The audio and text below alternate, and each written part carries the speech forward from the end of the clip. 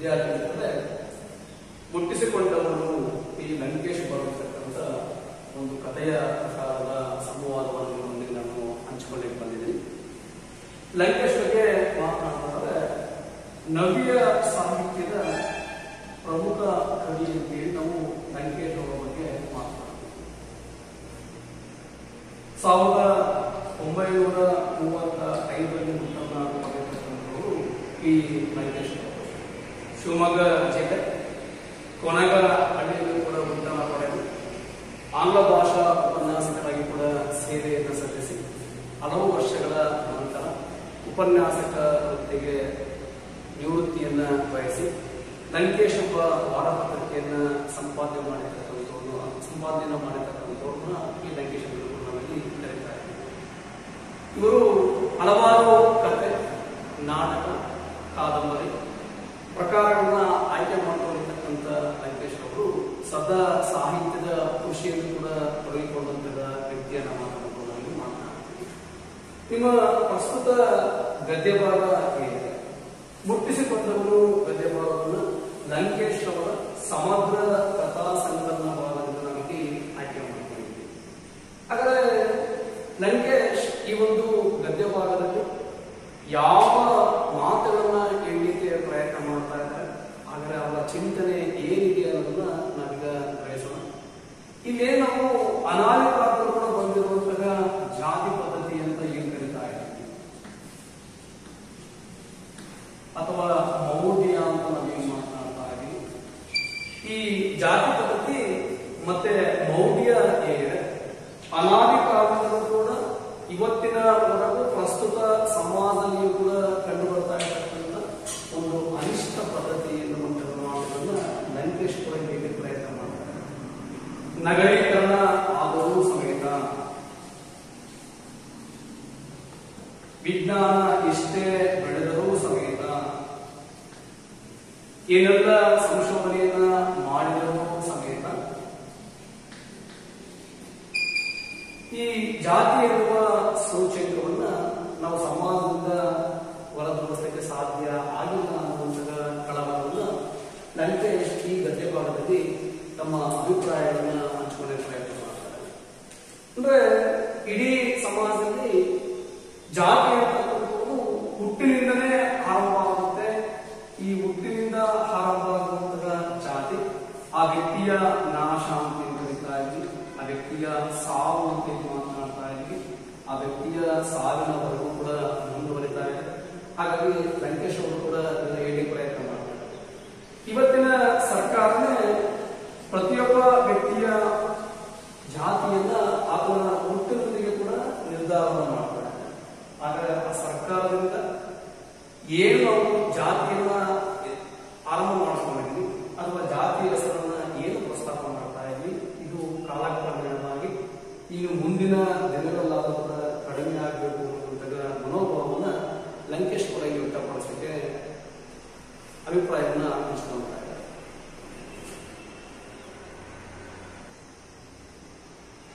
ಹಾಗಾದ್ರೆ ಮುಟ್ಟಿಸಿಕೊಂಡವರು ಕಥೆಯಲ್ಲಿ ಬರ್ತಾ ಇರುವಂತಹ ಪ್ರಮುಖ ಪಾತ್ರ ಯಾವುದು ಅಂದ್ರೆ ಬಸಲಿಂಗನ ಪಾತ್ರ. ಬಸಲಿಂಗನಿಗೆ ಮಡದಿಯಾಗಿರ್ತಕ್ಕಂಥವ್ರು ಕೂಡ ಇದ್ದಾರೆ. ಆಕೆಗೆ ಸಿದ್ಲಿಂಗಿ ಎನ್ನುವ ಹೆಸರಿನಿಂದ ನಾವು ಕರಿತೀವಿ. ಈ ಬಸಲಿಂಗನಾಗಿರ್ತಕ್ಕಂಥವನು ತನ್ನ ಆರಂಭಿಕ ಕಾರ್ಯವನ್ನ ನಿರ್ವಹಿಸ್ತಾ ಇರತಕ್ಕಂಥ ಹಿನ್ನೆಲೆಯಲ್ಲಿ ಈ ಗದ್ಯ ಭಾಗ ಆರಂಭ ಆಗುತ್ತೆ. ಬಸಲಿಂಗನಿಗೆ ಪುರುಸೊತ್ತು ಇಲ್ಲದೆ ಇರತಕ್ಕಂಥ ಕಾರಣ, ಅದಕ್ಕೆ ಕಾರಣ ಏನು ಅಂದ್ರೆ ಗೇಯಿಗೆ ಹೊಲ ಮನೆಯಲ್ಲಿ ಕೂಡ ಕೆಲಸ ಮಾಡ್ತಾ ಇರ್ತಕ್ಕಂಥ ಸಮಯ, ಒಂದ್ ಕಡೆ ಮಳೆಗಾಲ ಕೂಡ ಆರಂಭ ಆಗ್ತಾ ಇದೆ. ತನ್ನ 2 ಎತ್ತುಗಳ ಜೊತೆಯಲ್ಲಿ ಕೃಷಿಯ ಚಟುವಟಿಕೆಯನ್ನು ಕೂಡ ತೊಡಗಿರ್ತಕ್ಕಂಥ ಬಸಲಿಂಗನಿಗೆ ಎದುರಾಗಿರುವಂತಹ ಸಮಸ್ಯೆ ಏನು ಅಂದ್ರೆ ಅವನ 2 ಎತ್ತುಗಳಲ್ಲಿ ಒಂದು ಎತ್ತು ಅವನ ಕೃಷಿ ಚಟುವಟಿಕೆಯ ಕಾರ್ಯದಲ್ಲಿ ತೊಡಗಿದ, ಇನ್ನೊಂದು ಎತ್ತು ಅವನ ಆ ಕೃಷಿ ಚಟುವಟಿಕೆಯ ಕಾರ್ಯದಿಂದ ಹಿಂದೆ ಸರಿತಾ ಇದೆ. ಆ ಎತ್ತನ್ನು ನೋಡಿದ ಇನ್ನೊಂದು ಎತ್ತು ಸಮೇತ ಆ ಕೃಷಿ ಚಟುವಟಿಕೆಯನ್ನು ಕೂಡ ಪಾಲ್ಗೊಳ್ಳದೇ ಇರತಕ್ಕಂಥ ಸನ್ನಿವೇಶ ಏನಿದೆ ಅಥವಾ ಎದುರಾಗಿರುವಂತಹ ಆ ಸವಾಲನ್ನ ಹೇಗಪ್ಪ ನಿರ್ವಹಣೆ ಮಾಡಬಹುದು ಅನ್ನುವಂತಹ ರೀತಿಯಲ್ಲಿ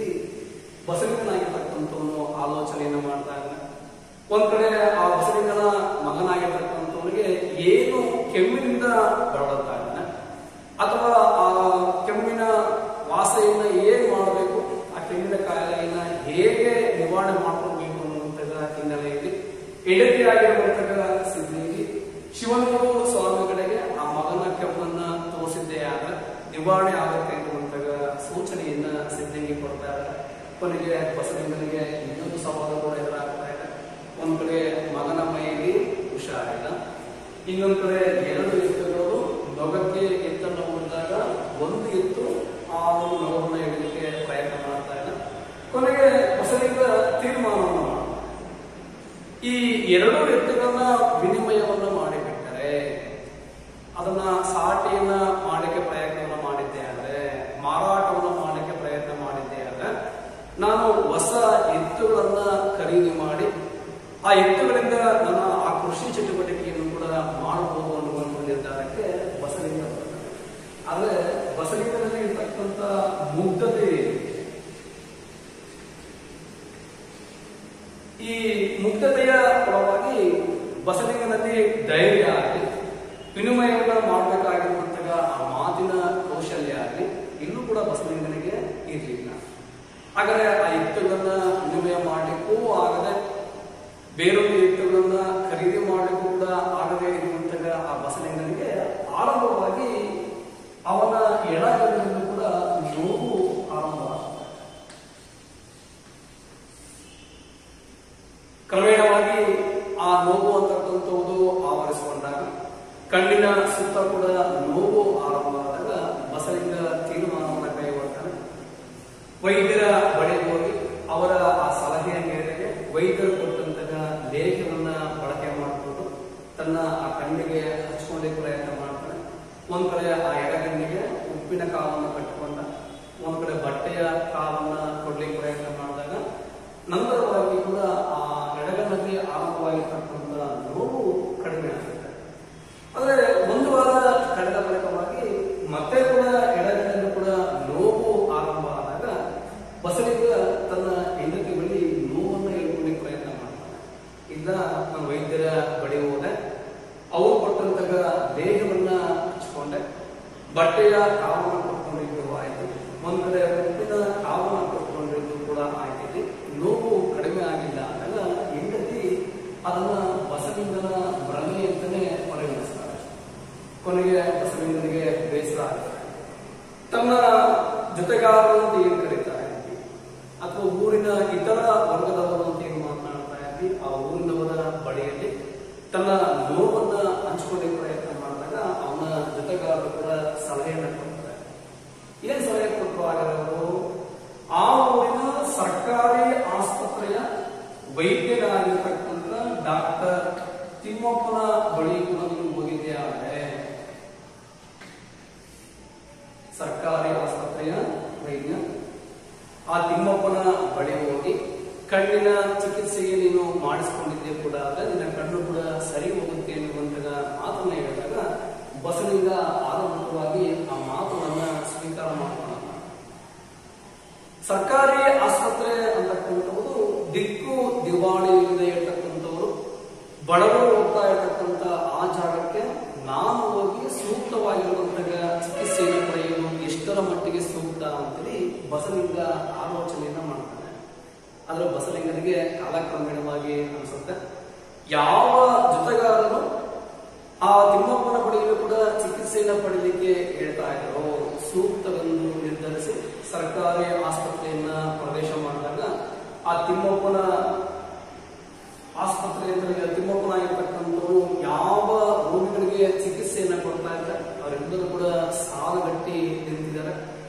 ಸರತಿಯ ಸಾಲು ಬಂದಾಗ ಕೊನೆಗೆ ಬಸಲಿಂಗನಾಗಿರ್ತಕ್ಕಂಥವ್ರು ತಿಮ್ಮಪ್ಪನವರನ್ನ ಭೇಟಿ ಮಾಡಿ ತನ್ನ ಎತ್ತುಗಳ ವಿಚಾರವನ್ನ, ತನ್ನ ಆ ಮಗನ ವಿಚಾರವನ್ನ, ತನ್ನ ಹೆಂಡತಿಯಾಗಿರುವ ಸಿದ್ಧಂಗಿಯ ಎಲ್ಲ ವಿಚಾರವನ್ನು ಕೂಡ ತಿಮ್ಮಪ್ಪನವರ ಬಳಿ ಹೇಳ್ಕೊಂತಾನೆ. ಇಲ್ಲಿ ತಿಮ್ಮಪ್ಪ ಬಸಲಿಂಗನಾಗಿರ್ತಕ್ಕಂಥವನು ಯಾವ ಅನಿಸಿಕೆಗಳನ್ನ ಹಂಚಿಕೊಳ್ಳಿಕ್ಕೆ ಪ್ರಯತ್ನ ಮಾಡಿದ್ನೋ, ಯಾವ ಅನುಭವಗಳನ್ನ ತನ್ನಲ್ಲಿ ಹಂಚಿಕೊಳ್ಳಿಕ್ಕೆ ಪ್ರಯತ್ನ ಮಾಡಿದ್ನೋ ಆ ವ್ಯಕ್ತಿಯ ಮುಗ್ಧತೆಯನ್ನ ಡಾಕ್ಟರ್ ತಿಮ್ಮಪ್ಪನಾಗಿರ್ತಕ್ಕಂಥವರು ಸಂಪೂರ್ಣವಾಗಿ ಒಪ್ಪಿಕೊಳ್ತಾರೆ. ಕೇವಲ ಕಾಯಿಲೆಗೆ ಚಿಕಿತ್ಸೆಯನ್ನು ನೀಡ್ತಾ ಇರ್ತಕ್ಕಂಥವುದೇ ವೈದ್ಯನ ಕರ್ತವ್ಯವನ್ನ, ಆ ವ್ಯಕ್ತಿಯ ಮನಸ್ಥಿತಿಯನ್ನ ಅರ್ಥ ಮಾಡ್ಕೊಳ್ಬೇಕಾಗಿರ್ತಕ್ಕಂಥ ಹಿನ್ನೆಲೆಯಲ್ಲಿ ಡಾಕ್ಟರ್ ತಿಮ್ಮಪ್ಪನಾಗಿರ್ತಕ್ಕಂಥವರು ಆ ಬಸಲಿಂಗನ ಮುಗ್ಧತೆಯನ್ನು ಕೂಡ ಡಾಕ್ಟರ್ ತಿಮ್ಮಪ್ಪ ಬಸವಲಿಂಗರಿಗೆ ಸಲಹೆ ನೀಡುತ್ತಾರೆ. ನಿನ್ನ ಕಣ್ಣಿನ ನೋವು ಕಡಿಮೆ ಆಗುತ್ತೆ, ಆದರೆ ಅದಕ್ಕೊಂದು ಸಣ್ಣ ಶಸ್ತ್ರಚಿಕಿತ್ಸೆ ಆಗಬೇಕು, ಪರವಾಗಿಲ್ವ ಅಂತ ಕೇಳಿದಾಗ ಬಸವಲಿಂಗ ತಟಸ್ಥನಾಗಿ ನಿಲ್ತಾನೆ.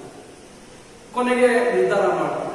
ಬಸವಲಿಂಗನಾಗಿರ್ತಕ್ಕಂಥವ್ರು ಡಾಕ್ಟರ್ ತಿಮ್ಮಪ್ಪನವರನ್ನೇ ದೃಷ್ಟಿಸಿ ನೋಡುತ್ತಾ, ಪರವಾಗಿಲ್ಲ ನನಗೆ ಚಿಕಿತ್ಸೆಯನ್ನ ಮಾಡಿ ಅಂತೇಳಿ ಅಲ್ಲಿನ ಆಸ್ಪತ್ರೆಯಿಂದ ಬಸವಲಿಂಗನಾಗಿರ್ತಕ್ಕಂಥವ್ರು ಮನೆಗೆ ಬರುವಂತಹ ಪ್ರಯತ್ನ ಮಾಡ್ತಾನೆ. ಮಾರನೇ ದಿನ ಬಸವಲಿಂಗನಾಗಿರ್ತಕ್ಕಂಥವ್ರು ತಾವು ನೆಲೆಸಿರುವಂತಹ ನೆಲೆ ಇಂದಿತ್ತದು ಅಂತ ನನಗೆ ಏನ್ ಕರೀತಾ ಇದ್ದೀವಿ, ನೀರು ನೆಲೆ ಅಂತ ಏನ್ ಕರೀತಾ ಇದ್ದೀವಿ, ಆ ಎಲ್ಲ ಕೆಲಸವನ್ನ ಮುಗಿಸಿ ಆಸ್ಪತ್ರೆಗೆ ಬರುವಷ್ಟರಲ್ಲಿ ಕೂಡ ಡಾಕ್ಟರ್ ತಿಮ್ಮಪ್ಪನಾಗಿರ್ತಕ್ಕಂಥವ್ರು ಬಸವಲಿಂಗನ ಬರುವಿಕೆಗೋಸ್ಕರವಾಗಿ ಕೂಡ ಕಾದುತ್ತಾ ಇರುವಂತಹ ಸನ್ನಿವೇಶ ಎದುರಾಗುತ್ತೆ. ಅವರ ಸೂಟಿಯಾದ ಬೆರಳುಗಳ ಸಹಾಯದಿಂದ ಚಮತ್ಕಾರವಾಗಿರುವಂತಹ ಹಿನ್ನೆಲೆಯಲ್ಲಿಯೇ ಬಸವಲಿಂಗನಿಗೆ ಎಡಗಣ್ಣಿನ ಶಸ್ತ್ರಚಿಕಿತ್ಸೆಯನ್ನು ಮಾಡಿ ಬಸವಲಿಂಗನಿಗೆ ಸಲಹೆಯನ್ನು ನೀಡುತ್ತಾರೆ. ನೋಡು, ಇದು ಒಂದು ಸೂಕ್ಷ್ಮವಾಗಿರುವಂತಹ ಶಸ್ತ್ರಚಿಕಿತ್ಸೆ. ಈ ಶಸ್ತ್ರಚಿಕಿತ್ಸೆ ಮಾಡಿದ ಬಳಿಕವಾಗಿ 2 ವಾರಗಳ ಕಾಲವಾದರೂ ಸಮೇತ ಆ ಕಣ್ಣಿಗೆ ನೀರು ಬೀಳಬಾರದು ಅನ್ನುವಂತಹ ಸಲಹೆಯನ್ನು ನೀಡುತ್ತಾರೆ.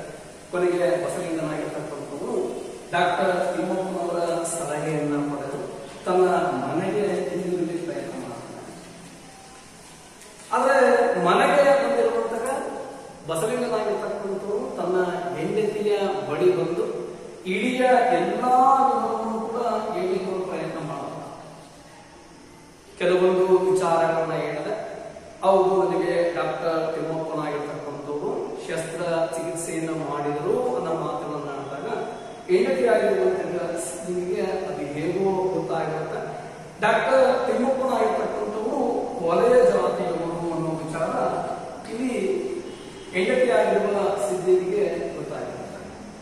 ಕೊನೆಗೆ ಹೆಂಡತಿ ಮತ್ತೆ ಬಸವಲಿಂಗನಾಗಿರ್ತಕ್ಕಂಥವ್ರು ಇಬ್ಬರು ಕೂಡ ಮಾತನಾಡ್ಕೊಂತಾರೆ.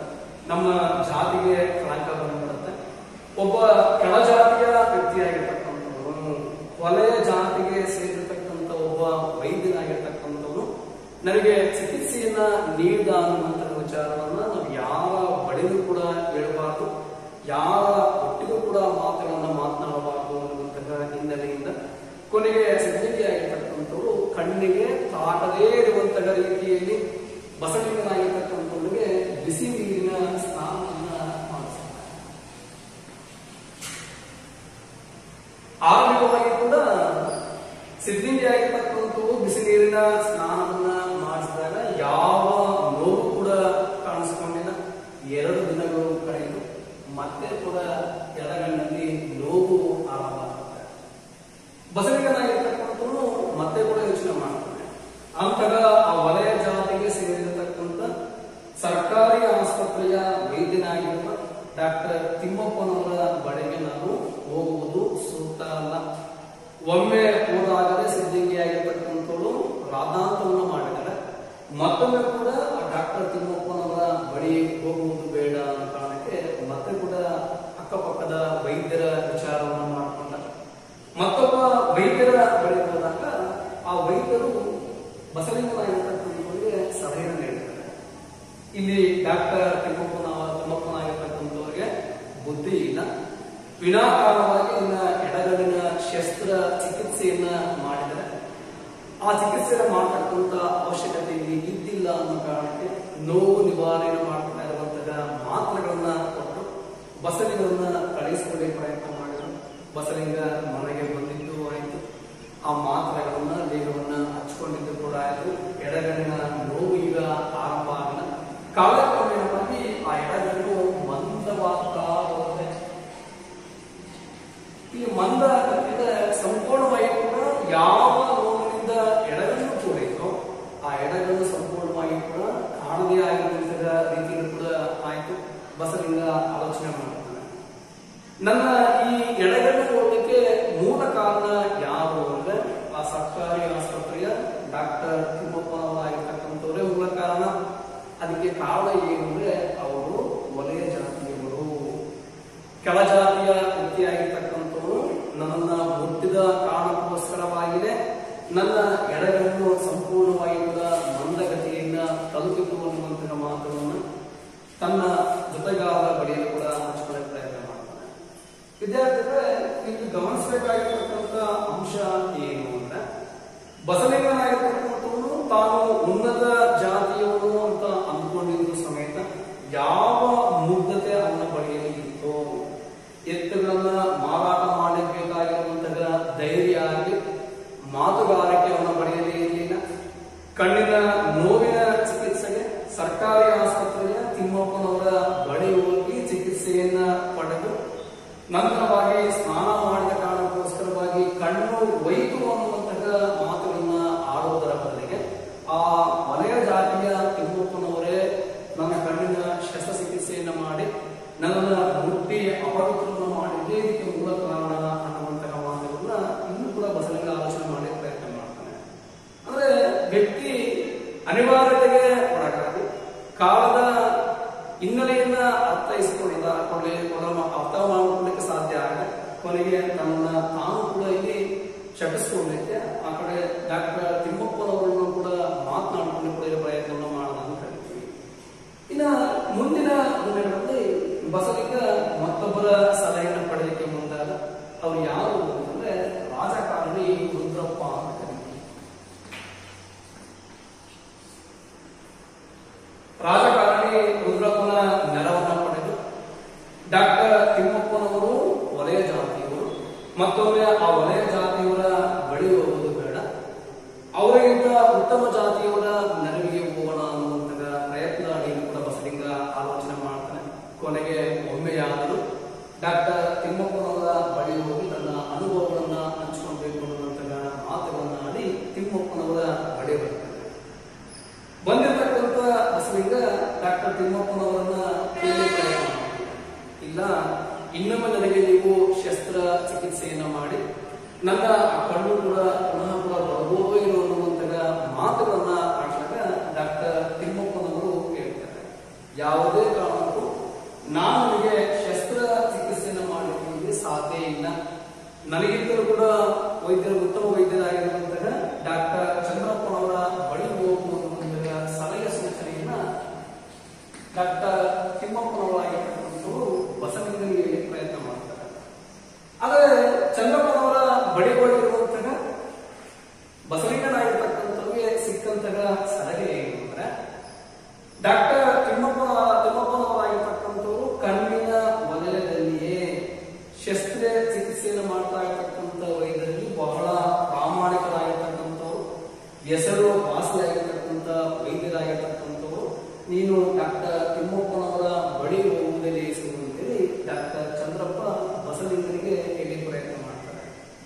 ರಾಜಕಾರಣಿಯ ರುದ್ರಪ್ಪನ ನೆರವನ್ನ ಪಡೆದು ಯಾವ ಉನ್ನತ ಜಾತಿಯನ್ನಾಗಿರುವ ಡಾಕ್ಟರ್ ಚಂದ್ರಪ್ಪನ ಬಳಿ ಹೋಗಿ ಡಾಕ್ಟರ್ ತಿಮ್ಮಪ್ಪನವರ ಬಗ್ಗೆ ತಿರುಚು ಮಾತನಾಡುವ ಪ್ರಯತ್ನವನ್ನು ಮಾಡಿದ್ದಾರೆ. ವಲಯ ಜಾತಿಯವನು ನನ್ನ ಕಣ್ಣಿಗೆ ಸೂಕ್ತವಾಗಿರುವಂತಹ ಶಸ್ತ್ರ ಚಿಕಿತ್ಸೆಯನ್ನ ಮಾಡಲಿಲ್ಲ, ನನಗೆ ಬೇಕಾಗಿರುವಂತಹ ಒಳ್ಳೆಯ ಚಿಕಿತ್ಸೆಯನ್ನು ಕೂಡ ಕೊಡಲಿಲ್ಲ ಅನ್ನುವಂತಹ ಅವನ ಮಾತುಗಾರಿಕೆಯನ್ನ ಏನು ಮಾತನಾಡ್ತಾನೆ. ಈ ವ್ಯಕ್ತಿಯಲ್ಲಿ ಈಗ ಮುಗ್ಧತೆ ಹೊರಟು ಹೋಗ್ತಾ ಇದೆ. ನಾನೇನು ಕ್ರೂರತನ ಅಂತ ಏನು ಕರೀತಾ ಇದ್ವಿ, ವ್ಯಕ್ತಿಯ ಗೋಸುಬೆತನ ಅಂತ ನಾವೇನು ಮಾತನಾಡ್ತಾ ಇದ್ವಿ, ವ್ಯಕ್ತಿಯಲ್ಲಿರ್ತಾ ಇರತಕ್ಕಂಥ ಆ ಒಂದು ಜಾತಿಯ ಪ್ರಜ್ಞೆ ಅಂತ ಏನು ಕರೀತಾ ಇದ್ವಿ, ಈ ಜಾತಿ ಪ್ರಜ್ಞೆ ಅಂತಕ್ಕಂಥದ್ದು ಬಸಲಿಂಗನ ಕೂಡ ಕಾರಣಕ್ಕೆ ಹತ್ರ ಆಗ್ತಾ ಇದೆ. ಕೊನೆಯದಾಗಿ ಬಸಲಿಂಗ ಆಲೋಚನೆ ಮಾಡ್ತಾನೆ, ಯಾರ ಬಳಿಯಲ್ಲಿ ಹೋದರೂ ಸಮೇತ ಯಾವ ಮಾತ್ರೆಗಳಿಂದಾಗಲಿ ಯಾವ ದೇಹದಿಂದಾಗಲಿ ತನ್ನ ಕಣ್ಣಿನ ನೋವು ದೂರ ಆಗದೆ ಬಲಗಣ್ಣನ್ನು ಕೂಡ ನೋವು ಆಗಬಾರದು.